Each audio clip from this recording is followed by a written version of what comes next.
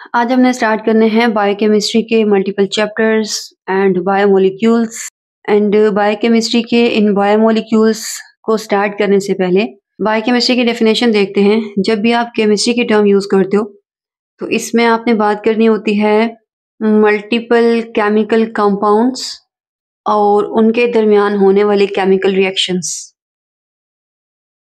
But because main topic हमारा biological sciences का है तो हम केमिकल कंपाउंड्स और उनके दरमियान में जो रिएक्शंस हैं वो देखेंगे, लेकिन बहुत ज़्यादा हमारा फोकस उनके स्ट्रक्चर्स पे, उन रिएक्शंस पे नहीं होगा।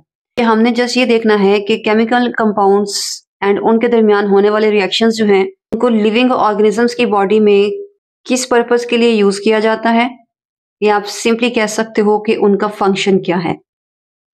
टोटल हमने जो बायोकेमिस्ट्री में केमिकल कंपाउंड्स पढ़ने हैं वो 4 डिफरेंट टाइप्स के हम पढ़ेंगे। पहला जो केमिकल कंपाउंड हमने पढ़ना है वो है कार्बोहाइड्रेट्स। सेकंड हम डिस्कस करेंगे न्यूक्लिक एसिड्स।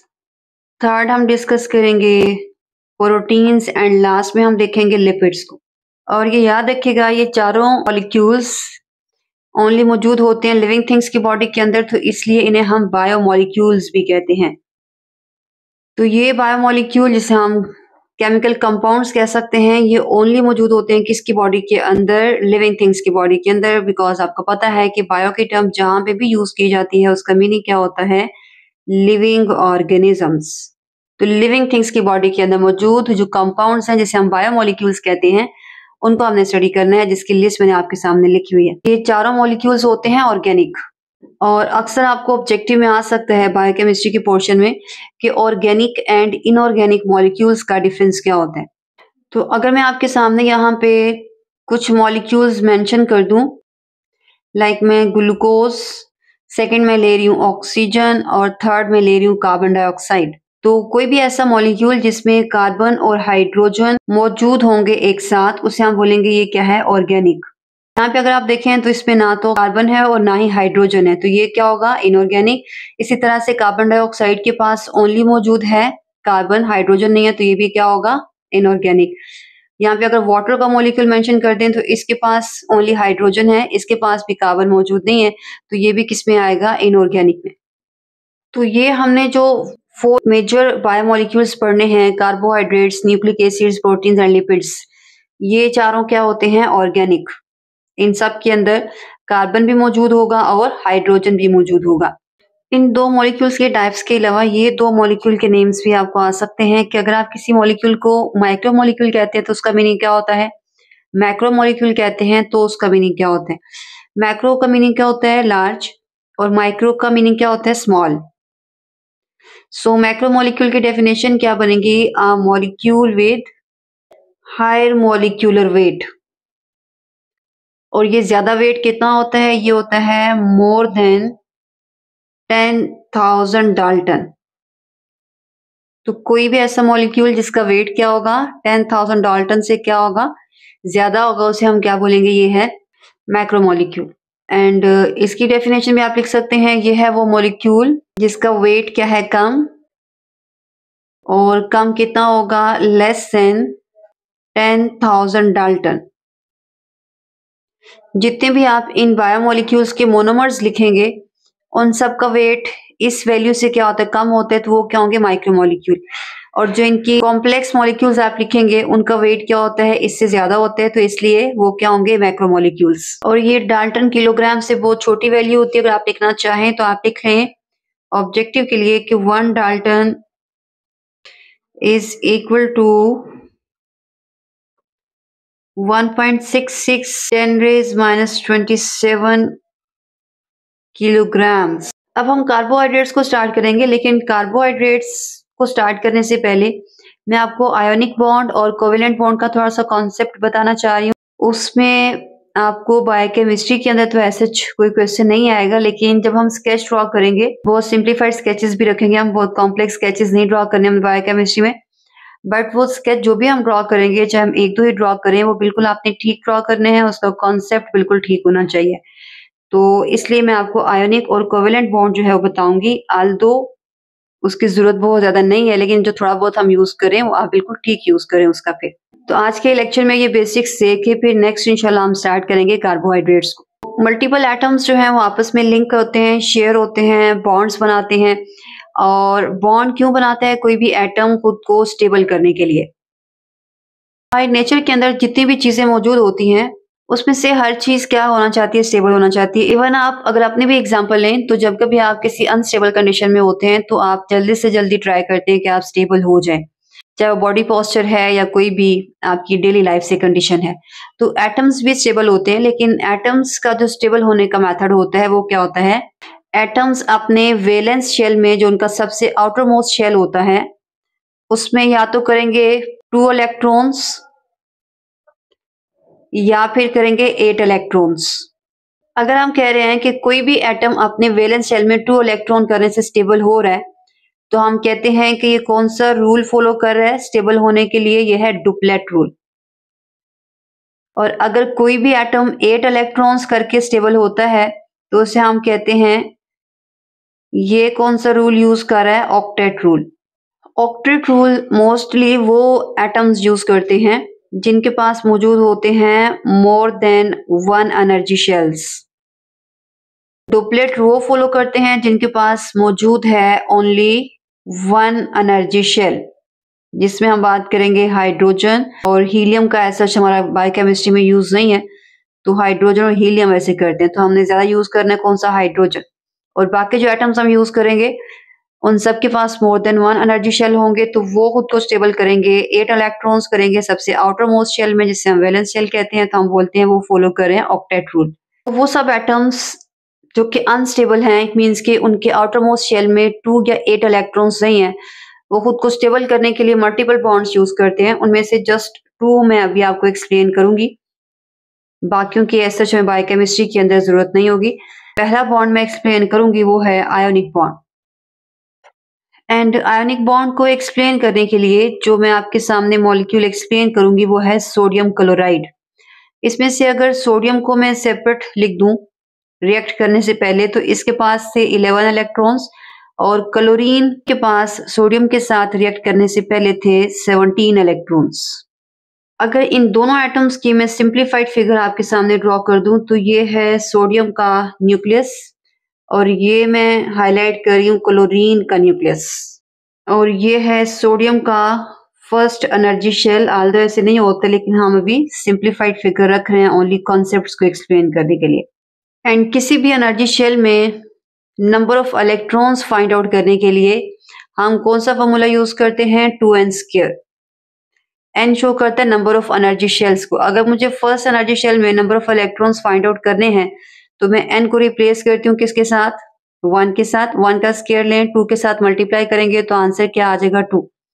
अगर मुझे सेकेंड एनर्जी शेल में चाहिए है तो मैं n को रिप्लेस करूंगी किसके साथ? 2 के साथ।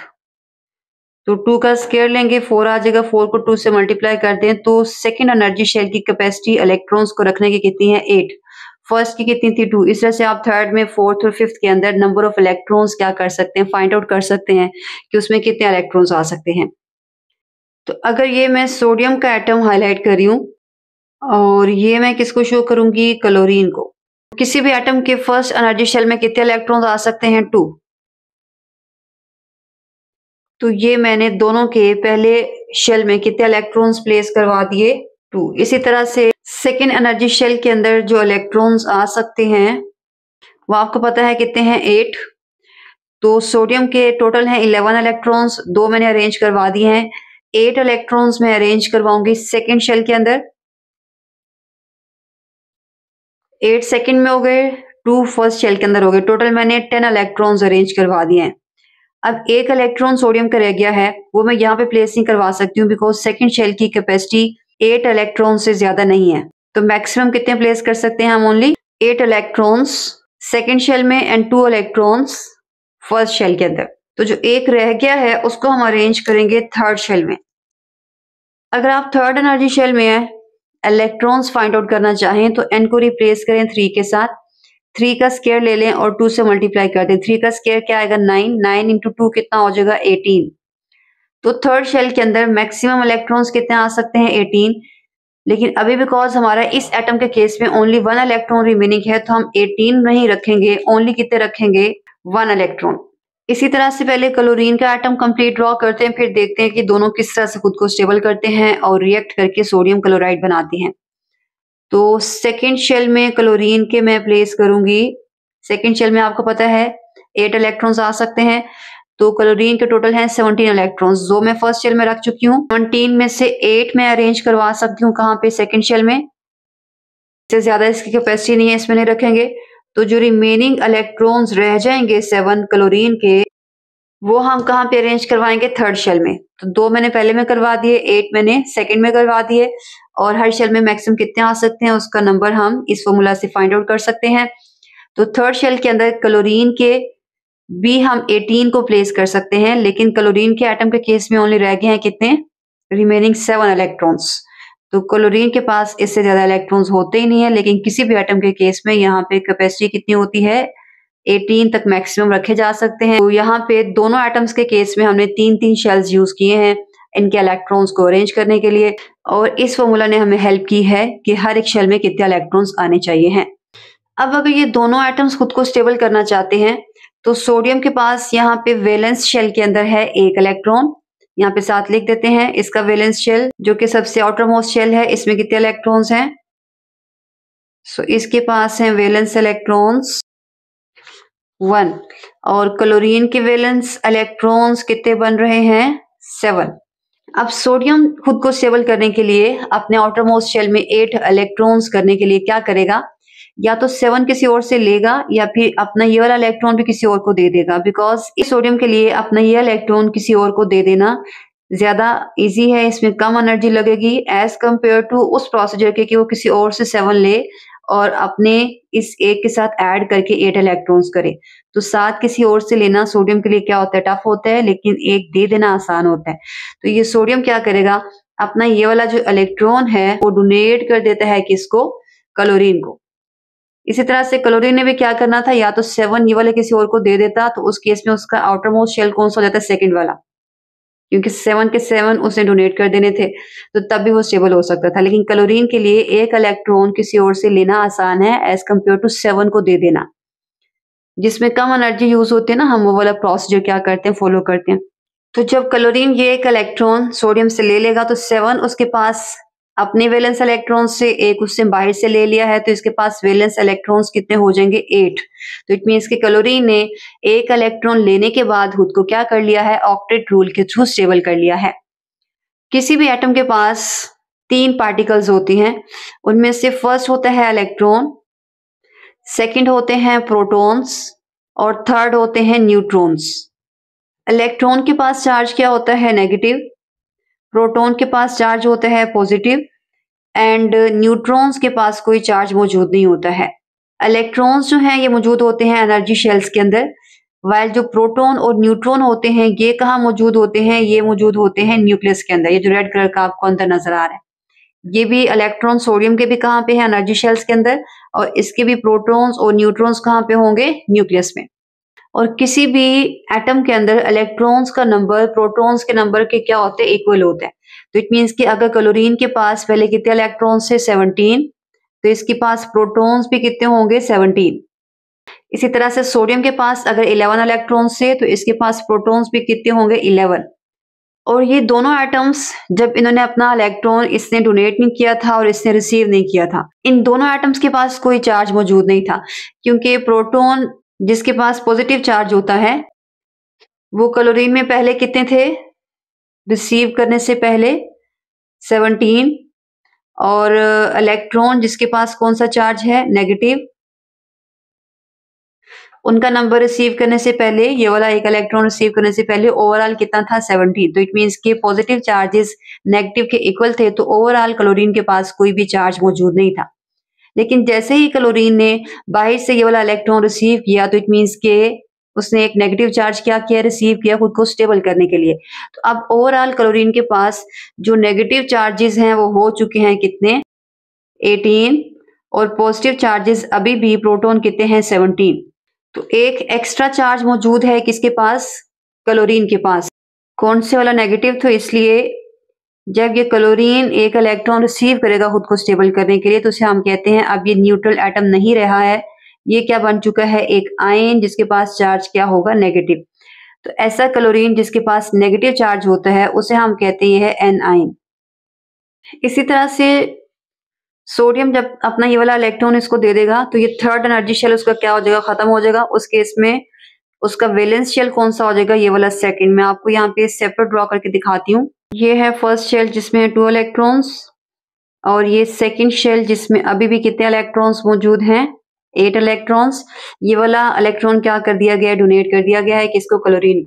डोनेट करने से पहले सोडियम के पास पॉजिटिव चार्जेस थे 11, नेगेटिव थे 11, दोनों एक दूसरे को कैंसिल कर रहे थे। ओवरऑल चार्ज सोडियम के पास कोई भी नहीं था।